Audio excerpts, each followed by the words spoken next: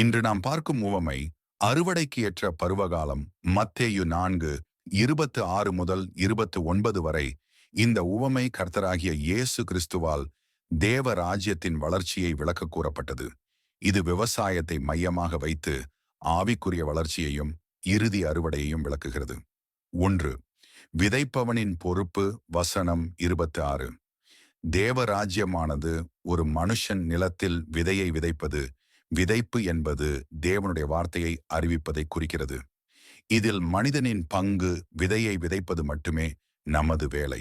சுவிசேஷத்தை அறிவிப்பது அல்லது நற்கிரியைகளை செய்வது நமது பொறுப்பு.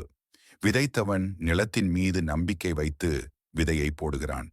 அவன் இரவும் பகலும் தூங்கினாலும் எழுந்தாலும் விதை முளைத்து வளர்ந்து கொண்டே இருக்கும். அது எப்படி வளருகிறது என்பது அவனுக்கே தெரியாது. இது தேவனுடைய செயலாகும். ஆவிக்குரிய வளர்ச்சி மனித அறிவுக்கு எட்டாத ஒரு அற்புதம். இதில் தேவனின் பங்கு. பவுல் நடுகிறான், அப்பொல்லோ நீர் பாய்ச்சுகிறான், தேவனே விளையச் செய்கிறார். விவசாயி விதைத்த பின் கவலைப்படாமல் உறங்குகிறான். ஏனெனில் வளர்ச்சி என்பது பூமியின் தேவனின் வேலை. நாம் விதைத்த வார்த்தை அல்லது ஊழியம் வீணாகப் போகாது என்று விசுவாசிக்க வேண்டும். 3. வளர்ச்சியின் படிநிலைகள்.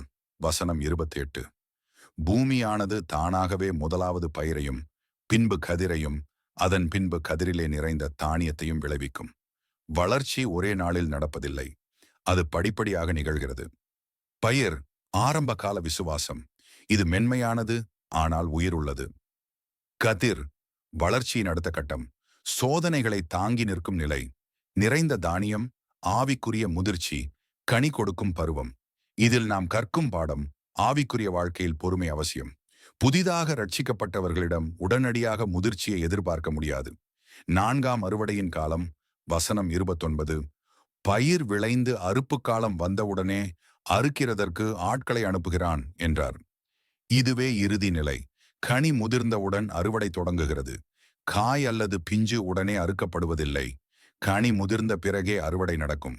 தேவன் ஏற்ற காலத்தில் கிரியை செய்கிறவர். இது உலகத்தின் முடிவையும் குறிக்கலாம். வெளிப்படுத்தின விசேஷம் 14:15. கர்த்தர் தம்முடையவர்களை தம்மிடம் சேர்த்து கொள்ளும் காலம் இது. நாம் சரியான விதையை, அதாவது தேவ வார்த்தையை விதைக்கிறோமா? விதைத்த பின் தேவன் அதை வளரச் செய்வார் என்ற விசுவாசம் நமக்கு இருக்கிறதா? நம்முடைய ஆவிக்குரிய வாழ்க்கையில் நாம் இப்போது எந்த நிலையில் இருக்கிறோம்? பயிரா, கதிரா அல்லது நிறைந்த தானியமா? தேவ ராஜ்யத்தின் வளர்ச்சி தடையற்றது. நாம் விதை விதைப்போம், தேவன் அதை விளையச் செய்வார். ஏற்ற காலத்தில் அறுவடை நிச்சயம் உண்டு. கலாத்தியர் 6:9.